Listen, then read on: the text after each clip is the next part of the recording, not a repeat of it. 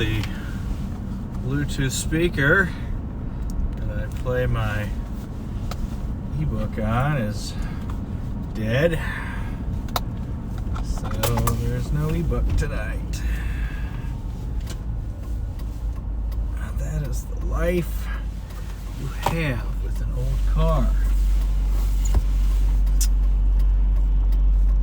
Obviously the audio quality isn't good enough for music, but an ebook will work. I Bluetooth connect it to a personal device, which then plays through the Bluetooth speaker in my cup holder. It's kind of clever, except I'm not going to make this green light. It's disappointing.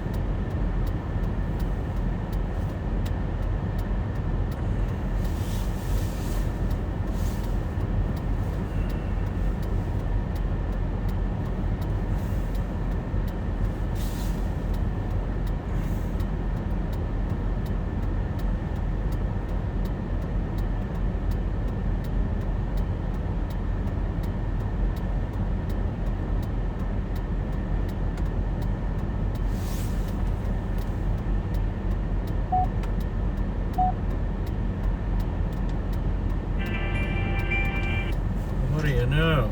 It does work.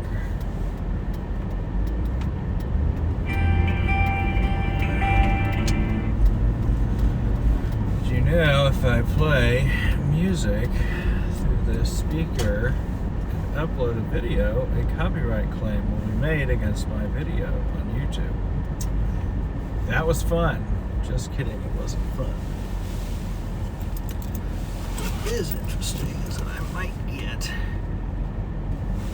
a little bit of life out of this Bluetooth speaker if I can pull up my book app. Okay. I think we're in business. End of that summer, I went to Botswana, met up with Tej and Mike. They'd recently done masterwork on the David Attenborough series Planet Earth and a few other BBC films, and now they were shooting an important film about elephants. Several herds, stressed by habitat encroachment and drought, were stampeding into Namibia in search of food, running straight into the arms of poachers. Hundreds, armed with AK-47s. Tej and Mike hoped their film might shine a light on this rolling massacre. I asked if I could help. They didn't hesitate. Call Spike. In fact, they offered to hire me as a credited, though unpaid, cameraman. From day one, they talked about how different I seemed.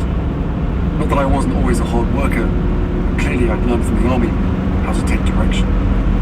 They never had to tell me anything twice. Many times during that shoot, we'd be riding around the bush in their flatbed truck, and I'd gaze off and think, how bizarre. My whole life, I've despised photographers because they specialize in stealing your freedom. And now I'm a working photographer fighting to preserve the freedom of these majestic animals and feeling freer in the process. More ironic, I was filming veterinarians as they put tracking devices on the animals. The devices would help researchers better understand the herd's migration patterns. Until now, I didn't have the happiest associations with tracking devices. One day we filmed a vet dart a big bull elephant, then wrap a tracking collar around his neck. The dart only nicked the elephant's tough skin, so he was able to gather himself and charge away. Mike yelled, "Grab the camera, Spike! Run!" The elephant was tearing through a thick bush, mostly along a sandy path, though sometimes there was no path. The vet and I tried to stay in his footprints. I couldn't believe the animal's speed. He went 8 kilometers before slowing, then stopping. I kept my distance, and when the vet caught up, I watched him put another dart into the elephant. Finally, the big fella went down. Moments later, Mike came roaring up in his truck. "Good job, Spike." I was panting, hands on my knees, bathed in sweat. Mike looked down in horror. "Spike, where are your shoes?" "Oh yeah, left them on the truck. Didn't think it was time to grab them." "You ran 8 kilometers? Through the bush? In no shoes?" I laughed. "You told me to run! Like you said, the army taught me how to take direction." Chapter 28. Right at the turn of the new year, 2009, a video went viral. Me, as a cadet, 3 years earlier, sitting with other cadets, at an airport, Cyprus perhaps, or else maybe waiting to fly to Cyprus. The video was shot by me. Killing time before our flight, messing around, I panned the group. They were running commentary on each lad, and when I came to my fellow cadet and good friend Ahmed Raza Khan, a Pakistani, I said, "Ah, our little Paki friend." I didn't know that Paki was a slur. Growing up, I'd heard many people use that word, and never saw anyone flinch or cringe. Never suspected them of being racist. Neither did I know anything about unconscious bias. I was 21, awash in isolation and privilege. And if I thought anything about this word at all, I thought it was like Aussie, harmless. I'd sent the footage to a fellow cadet who was making an end-of-year video. Since then, it had circulated, flitted from computer to computer, and ultimately ended up in the hands of someone who sold it to the news of the world. Heated condemnations began rolling in. I'd learned nothing, people said. Had not matured one bit after the Nazi debacle, people said. Prince Harry is worse than a thicker, they said. Worse than a party boy. He's a racist. The Tory leader denounced me. A cabinet minister went on TV to flog me. Ahmed's uncle condemned me to the BBC. I was sitting in Highgrove, watching this furor rain down, barely able to process it. My father's office issued an apology on my behalf. I wanted to issue one as well, but Cortes advised against it. Not the best strategy, sir. To hell with strategy. I didn't care about strategy. I cared about people not thinking I was a racist. I cared about not being a racist. Above all, I cared about Ahmed. I connected with him directly, apologized, and said he knew I wasn't a racist. No big deal. It was. And his forgiveness, his easy grace, only made me feel worse. Chapter 29. As that controversy continued to spread, I shipped off to RAF Barkston Heath. Strange time to begin flight training. To begin any kind of training. My congenitally weak powers of concentration were never weaker.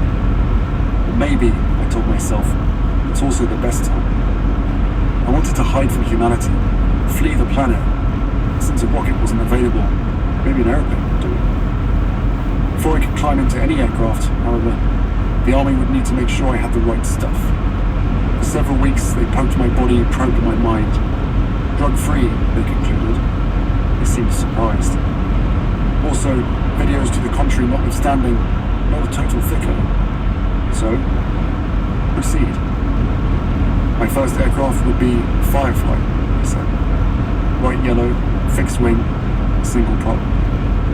Simple machine, according to my first flight instructor, Sergeant Major Booby.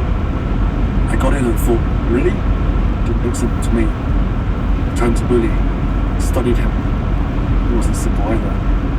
Short, solid, tough. He'd fought in Iraq and the Balkans. It should have been a hard case, given all he'd seen and been through. But in fact, he seemed to suffer no ill effects from his tours of combat. On the contrary, he was all gentleness.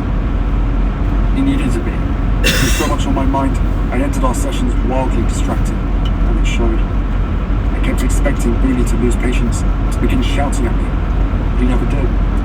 In fact, after one session, he invited me for a motorbike ride in the country. Let's go and clear our heads, Lieutenant Wells. It worked like a charm. The motorbike, gorgeous Triumph 675, was a tiny reminder of what I was after in these flight lessons. Speed and power and freedom. Then we discovered we weren't free. Press had followed us the whole way and camped us outside Booley's house. After a period of acclimatizing to the Firefly's cockpit, becoming familiar with the control panel, we finally took her up.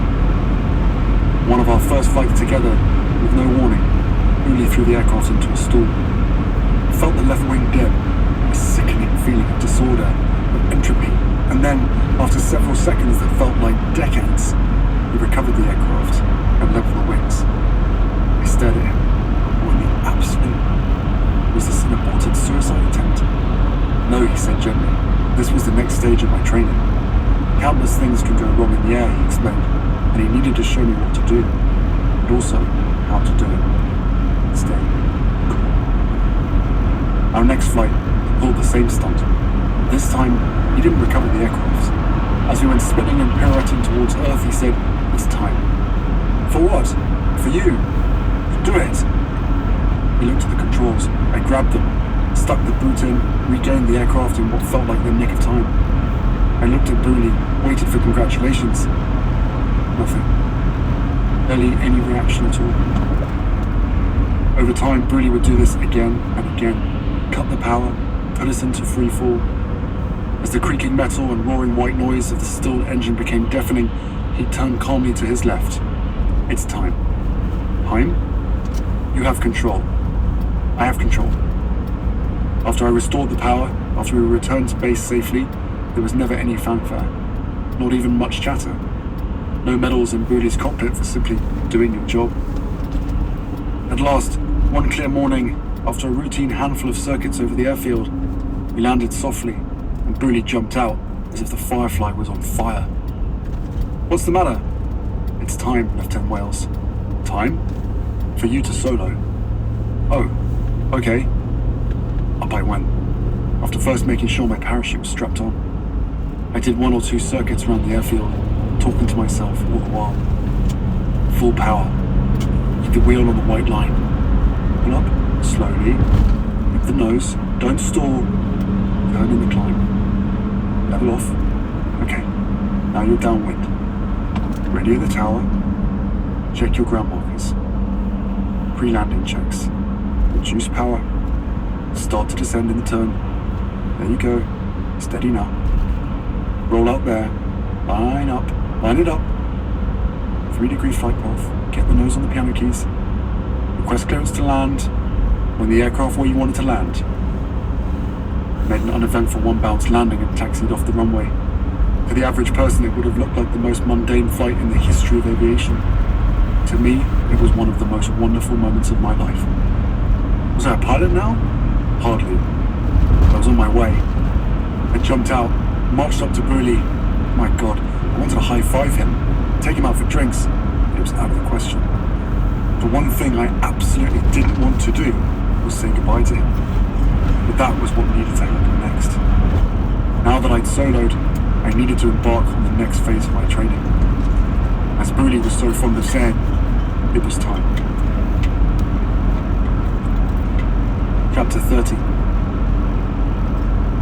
I shipped off to RAF Shawbury and discovered that helicopters were much more complex than Fireflies.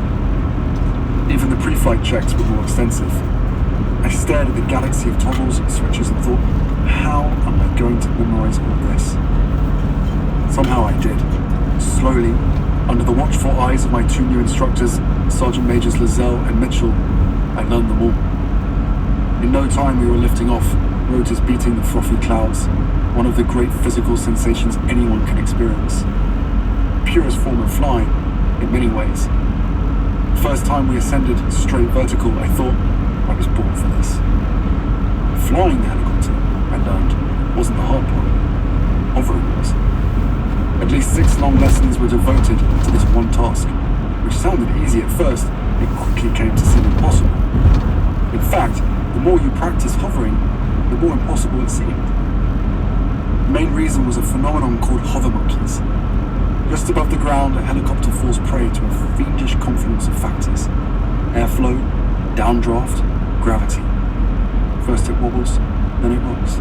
Then it pitches and yaws, as if invisible monkeys are hanging from both its skids, yanking. To land the helicopter, you have to shake off those hover monkeys, and the only way to do that is by ignoring them. Easier said.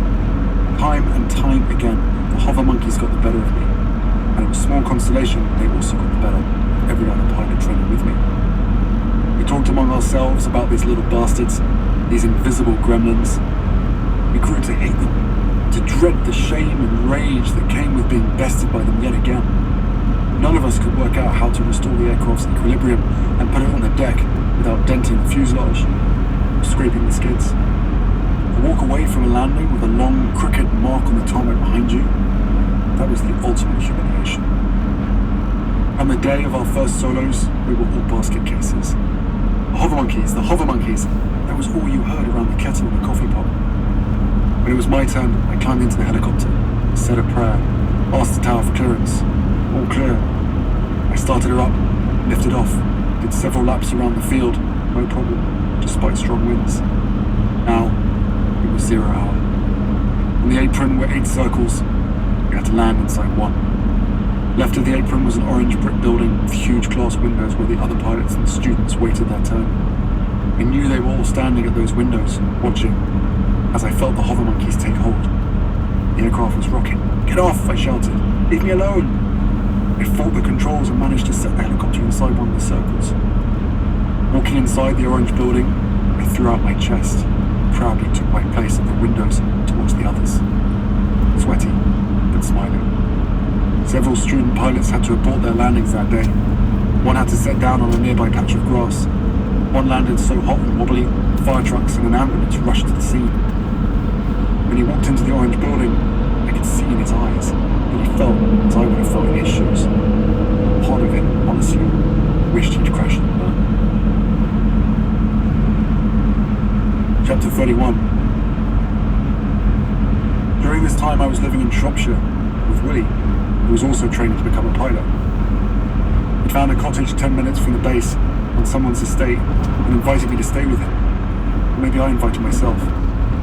The cottage was cosy, charming, just up a narrow country lane and behind some thickly canopied trees. The fridge was stuffed with vacuum-packed meals sent by Pa's chefs. Creamy chicken and rice, beef curry. At the back of the house, there were beautiful stables, which explained the horse smell in every room. Each of us enjoyed the arrangement. Our first time living together since Eton. It was fun. Better yet, we were together for the decisive moment, the triumphal unravelling of Murdoch's media empire.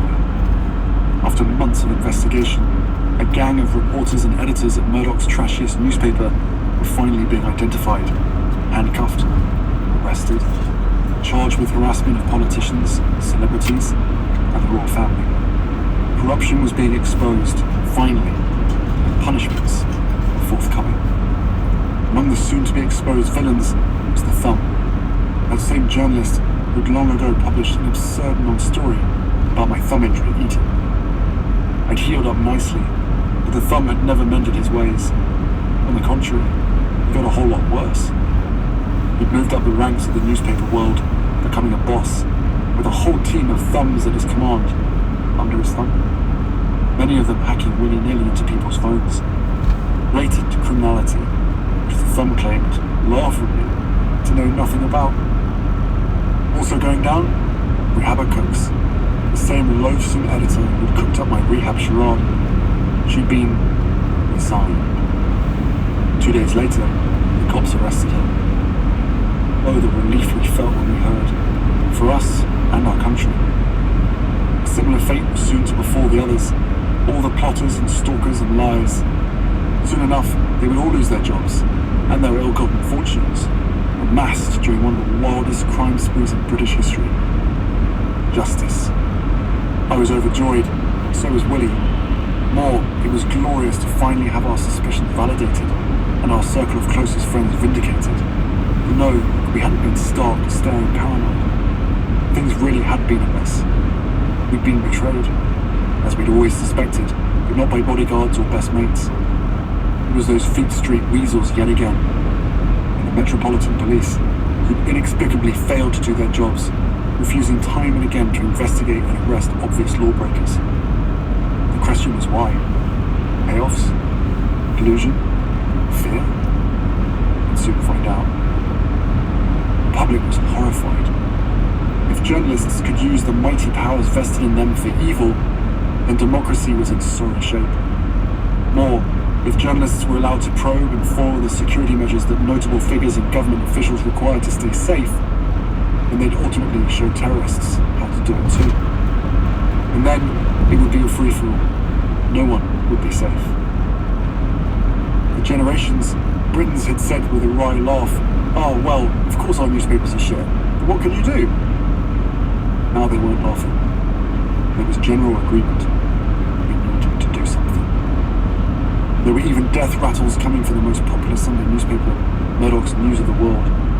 The leading culprit in the hacking scandal, its very survival was in doubt. Advertisers were talking about fleeing. Readers were talking about boycotts. Was it possible? Murdoch's baby, his grotesque two-headed circus baby, might finally expire? A new era was at hand? Strange. While all this put Willie and me in a chipper mood, we didn't talk much about it explicitly. We had loads of laughs in that cottage, passed many happy hours talking about all kinds of things, but seldom that. I wonder if it was just too painful, or maybe still too unresolved. Maybe we didn't want to jinx it, didn't dare pop the cork on the champagne until we saw photos of Rahaba Cooks and the thumb sharing a cell. Maybe there was some tension under the surface between us, which I wasn't fully comprehending. While sharing that cottage, we agreed to a rare joint interview in an airplane hangar at Shawbury, during which Willie griped endlessly about my habits. "Harry's a slob," he said. "Harry snores." I turned and gave him a look. Was he joking? I cleaned up after myself, and I didn't snore. Besides, our rooms were separated by thick walls, so even if I did snore, there was no way he heard. The reporters were having fits of giggles about it all, but I cut in. Lies, lies. That only made them laugh harder. Would he too? I laughed as well, because we often bantered like that. But when I look back on it now, I can't help but wonder if there wasn't something else at play. I was training to get to the front lines, the same place Willie had been training to get, but the palace had scuttled his plans. Spare? Sure. Let him run, fly, around a battlefield like a chicken with his head cut off, if that's what he likes. The air? No. So Willie was now training to be a search and rescue pilot, perhaps feeling quietly frustrated about it. In which case, he was seeing it all wrong. He was doing remarkable, vital work, I thought, saving lives every week. I was proud of him, and full of respect for the way he was dedicating himself wholeheartedly to his preparation. Still, I should have figured out how he might have been feeling. He knew all too well the despair of being pulled from a fight for which he spent years preparing. Chapter 32. From Shawbury, I moved on to Middlewallop. I now knew how to fly a helicopter, the army conceded. Next, I needed to learn how to fly one tactically, while doing other things, many other things, like reading a map and locating a target and firing missiles, talking on the radios and peeing into a bag, multitasking in the air at 140 knots, not for everyone. To accomplish this Jedi mind trick, my brain would first need to be reshaped, my synapses rewired, and my Yoda in this massive neural re-engineering would be Nigel, aka Nige. It was he who drew the unenviable task of becoming my fourth and arguably most important flight instructor. The aircraft on which we'd be conducting our sessions was the Squirrel. That was the colloquial name for the little French-made single-engine helicopter on which most British students trained. But Nige was less focused on the actual squirrel in which we sat than the squirrels inside my head. Head squirrels were the ancient enemies of human concentration, Nige assured me. Without my being aware of it, they'd taken up residence in my consciousness. More devious than the hover monkeys, he said, they were also far more dangerous. The only way to get rid of head squirrels, Nige insisted, was iron discipline. A helicopter is easily mastered, but the head takes more time and more patience. Time and patience, I thought impatiently. I don't have much of either, Nige, so let's crack on. It also takes a kind of self-love, Nige said, and this manifests as confidence. Confidence, Lieutenant Wales. Believe in yourself. That's everything. I saw the truth in his words, and I couldn't imagine ever putting that truth into practice. The fact was, I didn't believe in myself. I didn't believe in much of anything, least of all me. Whenever I made a mistake, which was often, I was quite harsh with Harry. It felt as if my mind was seizing up like an overheated engine. The red mist would come down, and I'd stop thinking, stop functioning. No, Nige would say softly whenever this happened. Don't let one mistake destroy this fight, Lieutenant Wales. But I let one mistake ruin many a fight. Sometimes my self-loathing would spin onto Nige. After having a go at me, I'd have a go at him. Fuck it, you fly the damn thing. He'd shake his head. Lieutenant Wales, I'm not touching the controls. We are going to get down on the ground, and you're going to get us there. And then we'll talk about it all afterwards. He had a Herculean will. You'd never have guessed it from his appearance. Average height, average build, steel grey hair combed neatly to one side. He wore spotless green overalls, spotless clear spectacles. He was a Navy civvy, a kindly grandpa who loved sailing. Top bloke. He had the heart of a fucking ninja. And at that moment, I needed a ninja. Chapter 33. Over several months, Nige the Ninja managed to show me how to fly a helicopter while doing other things. Countless other things. And what was more, to do so with something approaching self-love. These were flying lessons. I think back on them as life lessons, and gradually there were more good ones than bad. Good or bad, however, every 90-minute session in Nige's squirrel dojo left me pooped. Upon landing, I'd think, I need a nap. First, a debrief. This was where Nige the Ninja really put me through it, because he sugarcoated nothing. He spoke bluntly and wounded blithely. There were things I needed to hear, and he didn't care about his tone when he told me. He got defensive. He pressed on. I shot him hate you forever stares. He pressed on. I said, yeah, I get it. He pressed on. I stopped listening. Poor Nige. He pressed on. He was, I realise now, one of the most truthful people I've ever known, and he knew a secret about truth that many people are unwilling to accept. It's usually painful. He wanted me to believe in myself. That belief could never be based on false promises or fake compliments. The royal road to mastery was paved with facts. Not that he was categorically opposed to compliments. One day, almost in passing, he said that I appeared to lack any fear. You're not terribly concerned, if I may say, Lieutenant Wales, with dying. That's true. He moved on. Chapter 34. Nige eventually released me, set me free like a wounded bird restored to health, and with his certification, the army pronounced me ready to fly Apaches. But no, it was a trick. I wasn't going to fly Apaches. I was going to sit in a windowless classroom and read about Apaches. I thought, could anything be crueler? Promise me a helicopter, hand me a stack of homework? The course lasted 3 months, during which I nearly went insane. Every night I'd slump back to my cell-like room in the officer's mess and vent to a mate on the phone, or else to my bodyguard. I considered leaving the course altogether. I never even wanted to fly Apaches, I said to everyone, petulantly. I wanted to fly the Lynx. It was simpler to learn, and I'd get back to the war faster. But my commanding officer, Colonel David Meyer, quashed that idea. Not a chance, Harry. Why, Colonel? Because you've had operational ground experience in reconnaissance. You were a very fine FAC, and you're a bloody good pilot. You're going to fly Apaches. But I can tell from the way you fly, the way you read the ground, this is what you were meant to do. Meant to do. The course was torture. And yet I was on time every day. I showed up with my 3-ring binders full of info about the Apache engines, and listened to the lectures, and fought like crazy to keep up. I tried to draw on everything I'd learned from my flight instructors, from Booley to Nige, and treated the classroom as an aircraft going down. My job was to regain control. And then one day, it was over. They said I'd be permitted at long last to strap myself into an honest-to-God Apache for ground taxiing. Are you joking? 4 lessons, they said.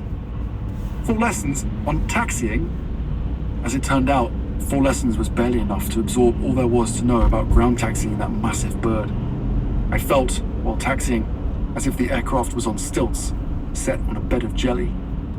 There were moments when I truly wondered if I'd ever be able to do it, if this whole journey might be at an end here, before it had even begun. I blamed part of my struggle on the seating arrangement. In the Firefly, in the Squirrel, the instructor was always right next to me. He could reach over, fix my mistakes straight away, or else model the correct way. Booley would put his hand on the controls, or Nige would do the pedals, and I'd do the same. I realized that much of what I'd learned in life had come through this sort of modeling. More than most people, I needed a guide, a guru, a partner. But in the Apache, the instructor was either way up front or way in the back, unseen. I was all alone. Chapter 35. The seating arrangement eventually became less of an issue. Day by day, the Apache felt less alien, and some days it even felt good. I learned to be alone in there, to think alone, function alone. I learned to communicate with this big, fast, nasty, beautiful beast, to speak its language, listen when it talked. I learned to perform one set of skills with my hands while doing another with my feet. I learned to appreciate how phenomenal this machine was.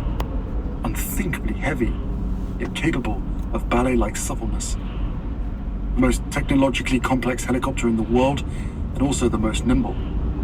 I could see why only a handful of people on Earth knew how to fly Apaches, and why it cost millions of dollars to train each of those people. And then, it was time to do it all, at night. We started with an exercise called the bag, which was just what it sounded like. The Apache's windows were covered and you felt as if you were inside a brown paper bag. You had to take all data about conditions outside the aircraft through instruments and gauges. Eerie, unnerving, but effective. You were forced to develop a kind of second sight. Then we took the Apache up into the actual night sky, made our way around the base, slowly expanded beyond. I was a bit trembly the first time we sailed across Salisbury Plain, over those desolate valleys and woods, where I'd crawled and dragged my arse through those first exercises. Then I was flying over more populated areas.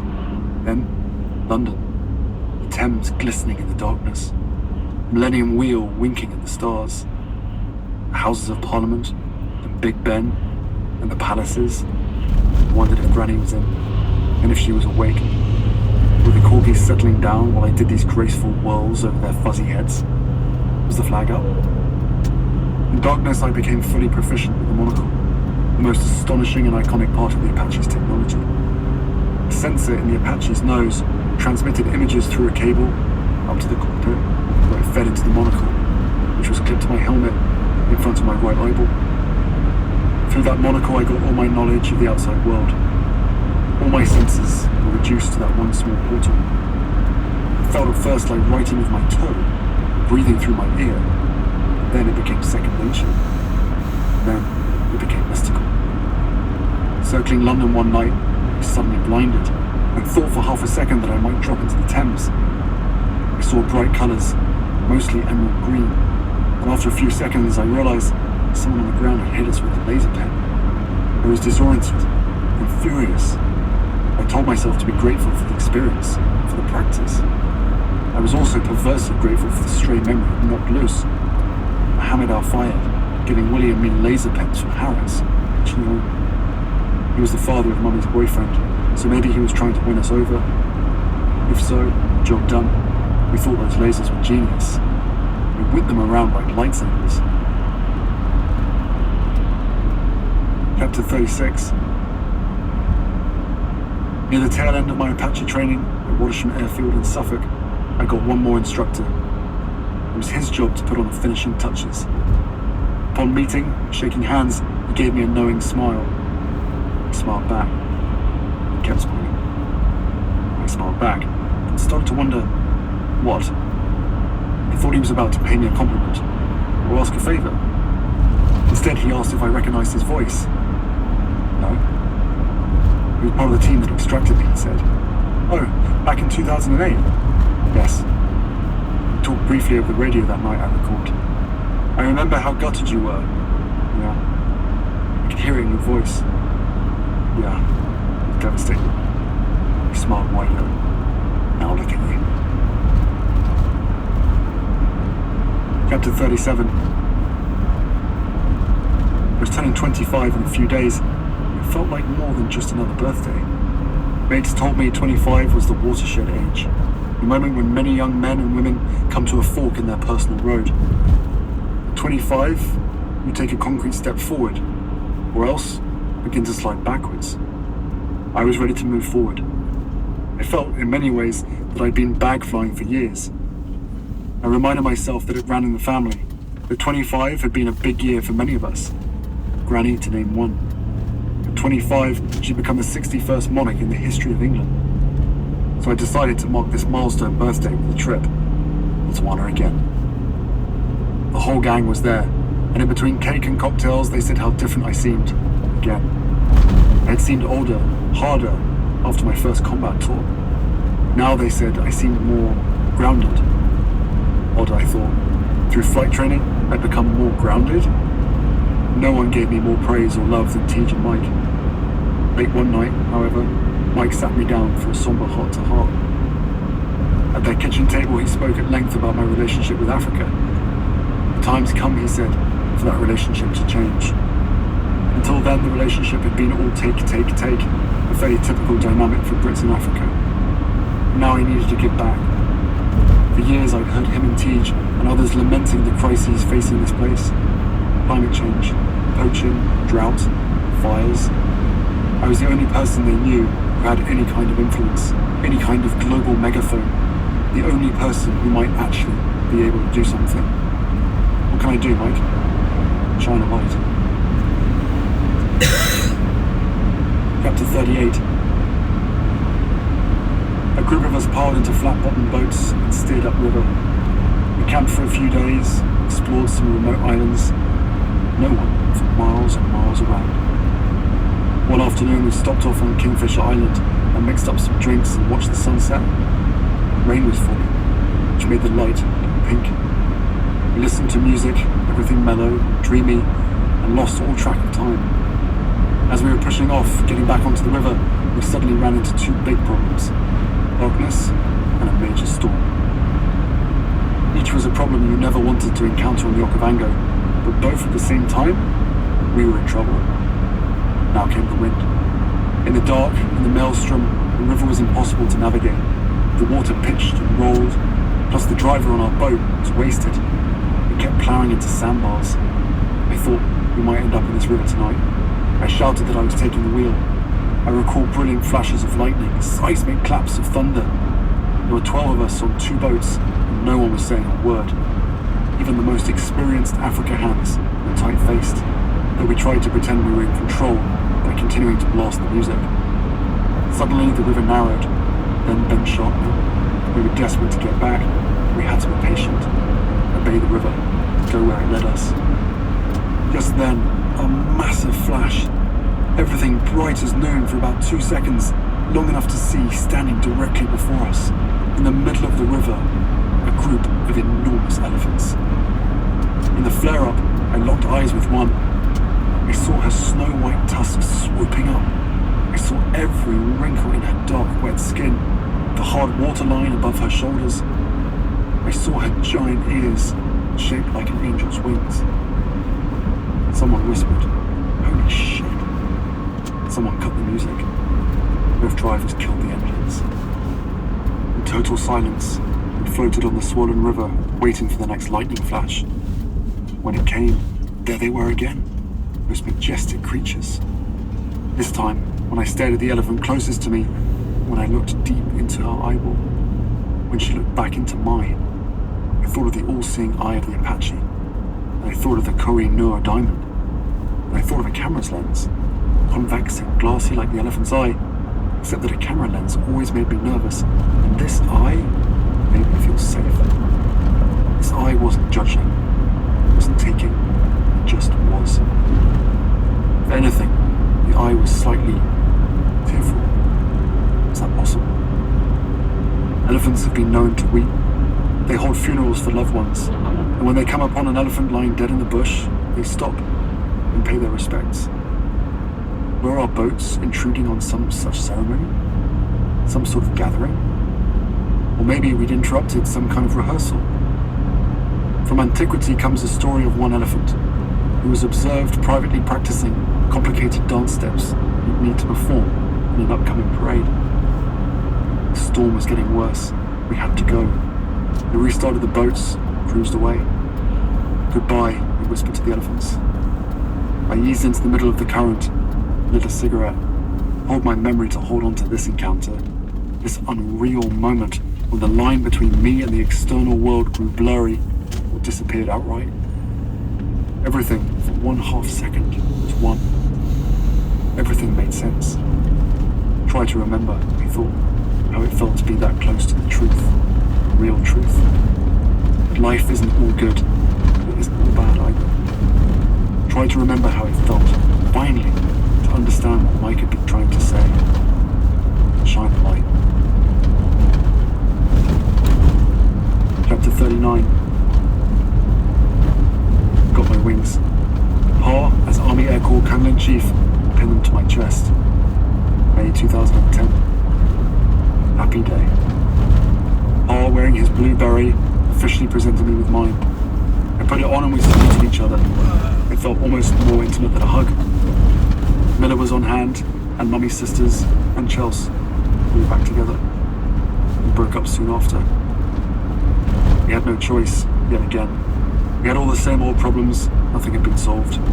Also, Chelsea wanted to travel, have fun, be young, but I was once again on a path to war. I'd soon be shipping off. If we stayed together, we'd be lucky to see each other a handful of times over the next 2 years, and that was no kind of relationship. Neither of us was surprised when we found ourselves in the same old emotional cul-de-sac. Goodbye, Chelsea. Goodbye, Hazard. The day I got my wings, I figured she got hers. We went to Botswana one last time, one last trip upriver, we said.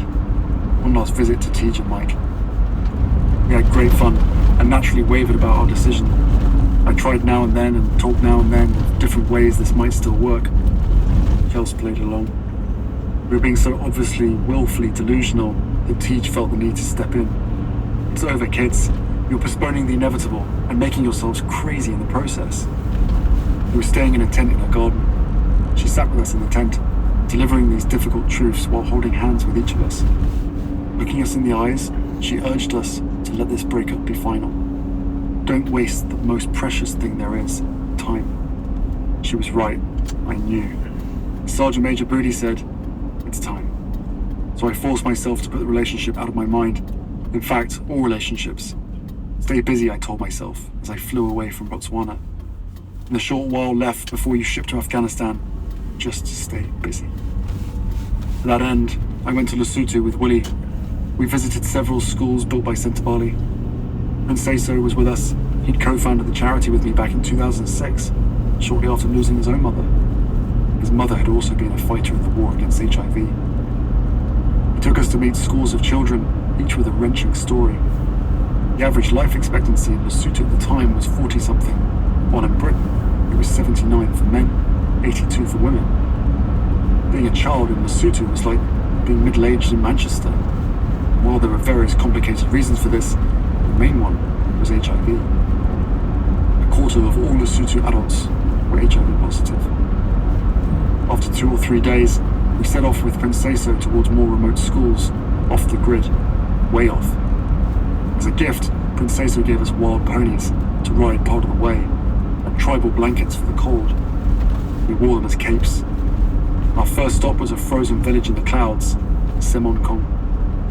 Some 7,000 feet above sea level, it lay between snow-tipped mountains.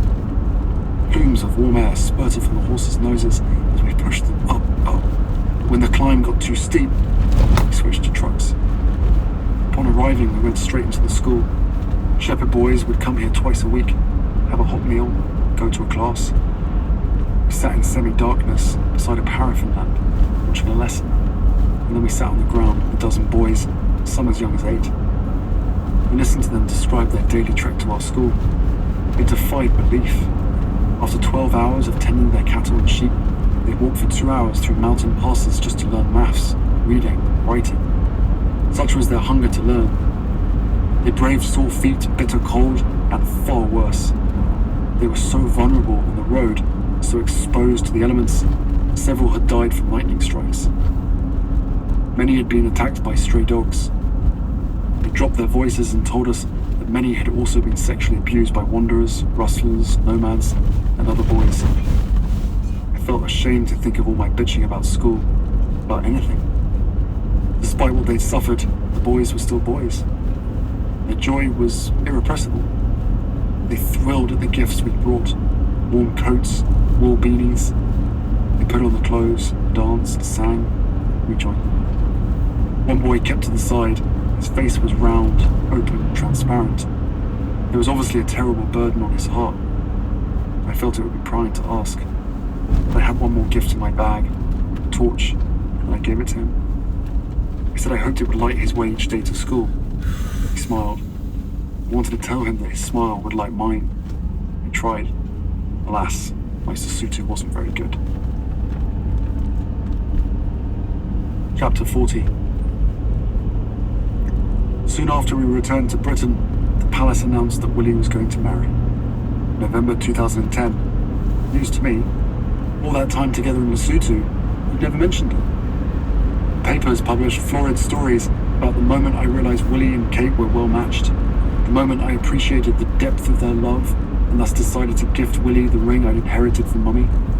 A legendary sapphire. A tender moment between brothers. A bonding moment for all three of us. An absolute rubbish. None of it ever happened. I never gave Willie that ring because it wasn't mine to give. He already had it. He'd asked for it after Mummy died, and I'd be more than happy to let it go. Now, as Willie focused on wedding preparations, I wished him well, and turned sharply inward. I thought long and hard about my singlehood. I'd always assumed I'd be the first to be married, because I'd wanted it so badly. I'd always assumed that I'd be a young husband, a young father, because I'd resolved not to become my father. He'd been an older dad, and I'd always felt that this created problems, placed barriers between us. In his middle years, he'd become more sedentary, more habitual. He liked his routines. He wasn't the kind of father who played endless rounds of tag or tossed a ball until long after dark. He'd been so once. He chased us all over Sandringham, making up wonderful games, like the one where he wrapped us in blankets, like hot dogs, until we screamed with helpless laughter, and then yanked the blanket and shot us out the other end. I don't know if Willie or I have ever laughed harder. But long before we were ready, he stopped engaging in that kind of physical fun. He just didn't have the enthusiasm, the puff. But I would. I always promised myself I would. Now I wondered, will I? Was that the real me who made that promise to become a young father? Or was this the real me, struggling to find the right person, the right partner, while also struggling to work out who I was? Why is this thing, which I supposedly want so badly, not happening? And what if it never happens? What will my life mean? What will my ultimate purpose be? War, I reckoned. When all else failed, as it usually did, I still had soldiering. If only I had a deployment date. And after the wars, I thought, there will always be charitable work. Since the Lesotho trip, I'd felt more passionate than ever about continuing Mummy's causes, and I was determined to take up the cause Mike gave me at his kitchen table. That's enough for a full life, I told myself. It seemed like serendipity, therefore, like a synthesis of all my thinking, when I heard from a group of wounded soldiers planning a trek to the North Pole. They were hoping to raise millions for walking with the wounded, and also to become the first amputees ever to reach the pole unsupported. They invited me to join them. I wanted to say yes. I was dying to say yes. Just one problem. The trek was in early April, dangerously close to Willie's announced wedding day. I'd have to get there and back with no hitches, or risk missing the ceremony.